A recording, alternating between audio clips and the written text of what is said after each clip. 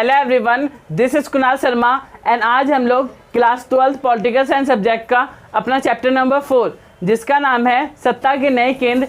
इस चैप्टर में जो आज का हमारा टॉपिक होने वाला है वो है जापान। जापान को आज हम लोग as a new centres of power के रूप में देखेंगे कि किस तरीके से हम लोग कह सकते हैं जो आपका जापान देश है वो एक सत्ता का नया केंद्र है। उसको आज हम लोग इस वीडियो में बहुत ही अच्छी तरीके से समझने की कोशिश करेंगे। तो अगर जापान देश की बात करें तो जापान ईस्ट एशिया में स्थित एक देश है और जो जापान देश है उसकी राजधानी क्या है, टोक्यो है।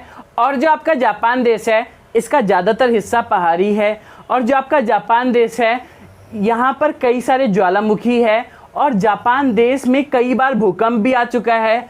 और अगर हम लोग जापान देश की बात करें तो जैसा कि आपको पता भी होगा कि 1945 में क्या होता है कि जो अमेरिका देश है उसके द्वारा जापान के दो शहर हिरोशिमा और नागासाकी पर परमाणु बम को गिरा दिया जाता है। लिटिल बॉय और फैट मैन जिसका नाम होता है 9 अगस्त और 6 अगस्त को गिराया जाता है। 1945 का समय होता है। तो ये चीज़ आपको पता होगा। तो इतनी मार को झेलने के बाद भी जो जापान है वो एक सत्ता के नए केंद्र के रूप में देखने के लिए मिल जाता है। तो उसी को तो हम लोग आज समझने जा रहे हैं कि किस तरीके से हम लोग कह सकते हैं कि जो जापान है वो एक सत्ता का नया केंद्र है। तो अगर हम लोग बात करें तो आपने सोनी का नाम सुना होगा, पैनासोनिक का, होंडा का, सुजुकी का, कैनन का, टोयोटा, माज्दा, इन सभी ब्रांडों का नाम जरूर सुना होगा। ये जितने भी ब्रांड है ये सब जापानी ब्रांड है। हो सकता है कि आपके घर में होंडा का बाइक हो, सुजुकी का आपके घर में स्कूटी हो या फिर कैनन का आपके पास कैमरा हो। ठीक है, ये चीज़ पॉसिबल है। तो अगर जापान देश की बात करें तो जापान जो है वो जापान का जो नाम है वो उच्च प्रौद्योगिकी उत्पाद बनाने के लिए बहुत ही प्रसिद्ध है। इसका जो नाम है वो हाई टेक्नोलॉजी प्रोडक्ट बनाने के लिए बहुत ही फेमस है। ठीक है, ये चीज़ आपको समझ में आ रहा होगा। और जापान ज़्यादातर कच्चे मालों को आयात करता है। जो आपका जापान देश है वो क्या करता है, ज़्यादातर कच्चे मालों को आयात करता है, इंपोर्ट करता है। किस तरीके से अगर आप देखोगे तो मैंने यहाँ पर बनाया भी है। तो जापान जो है वो क्या करता है, दूसरे देशों से रॉ मटेरियल को इंपोर्ट करता है, कच्चे मालों को क्या करता है, आयात करता है।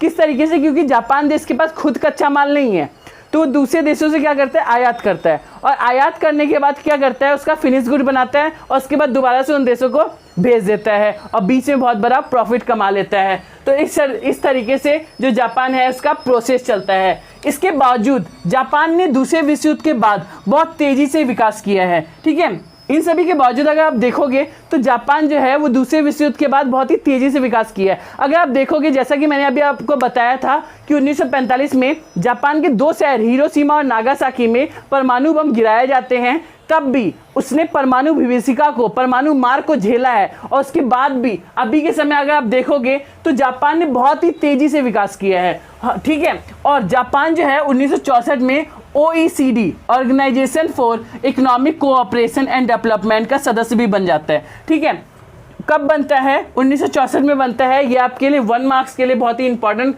लाइन यहाँ पर लिखा हुआ है, तो इसको आप हो सके तो नोट भी करते जाए। ठीक है, 2017 में जापान की अर्थव्यवस्था संसार की तीसरी सबसे बड़ी अर्थव्यवस्था थी। ठीक है, अभी के समय की बात करें ना तो अभी के समय भी जो जापान की अर्थव्यवस्था है, जापान की जो इकोनॉमी है वो संसार की तीसरी सबसे बड़ी इकोनॉमी है। ठीक है, 2017 में भी थी, अभी भी है।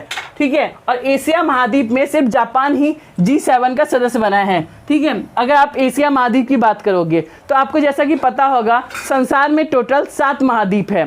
ठीक है, जो सबसे बड़ा महाद्वीप है वो एशिया है, एशिया महाद्वीप है आपका। तो एशिया महाद्वीप में जो जापान है वही G7 का सदस्य बना है। ठीक है, और कोई देश नहीं बना। ठीक है, अब आप पूछोगे कि G7 में कौन कौन से देश शामिल है, तो G7 में शामिल देश जो है वो है Canada, France, Germany, Italy, Japan, UK और USA। ठीक है, UK मतलब आपका यूनाइटेड किंगडम हो गया। ये चीज़ आपको समझ में आ रहा होगा।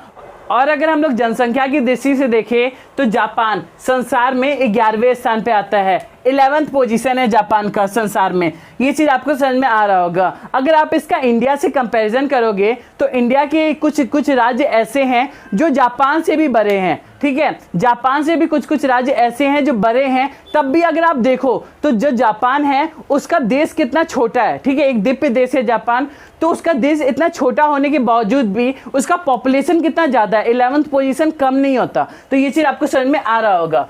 और जो आपका जापान देश है वो यूएनओ के बजट में 10% का योगदान करता है।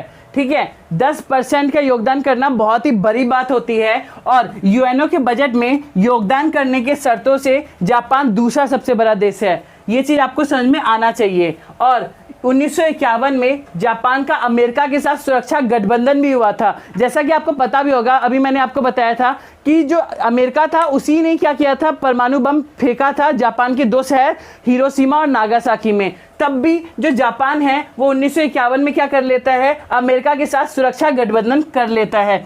और जापान के संविधान के अनुच्छेद 9 में क्या लिखा हुआ है, देश के संप्रभु अधिकार के रूप में युद्ध को और अंतर्राष्ट्रीय विवादों को सुलझाने में बल प्रयोग या धमकी का जो जापान के लोग होते हैं वो त्याग करते हैं। ठीक है, क्या होता है इसमें ये होता है, अगर युद्ध करना है या अंतर्राष्ट्रीय जितने भी विवाद है तो उसको सुलझाने में बल प्रयोग का या धमकी का हम लोग सहारा नहीं लेंगे। ठीक है, वहाँ के जो लोग हैं वो सहारा नहीं लेते, उसका त्याग करते हैं। ठीक है, और जापान का सैनिक खर्च उसके जीडीपी का सिर्फ 1% है। ठीक है, जापान का जो सैनिक खर्चा है वो उसके जीडीपी का मात्र बस 1% है। और तब भी विश्व में सैनिक खर्च के मामले में जो जापान है वो 7वां स्थान पे आता है। ये बहुत बड़ी बात होती है, क्या बस 1% है उसके जीडीपी का सैनिक खर्च, और जो जापान है वो सैनिक खर्च के मामले में संसार में 7वें स्थान पे आता है। और 2006 के दिसंबर महीने में भारत के प्रधानमंत्री मनमोहन सिंह के द्वारा जापान का दौरा भी किया जाता है। ये बहुत बड़ी बात होती है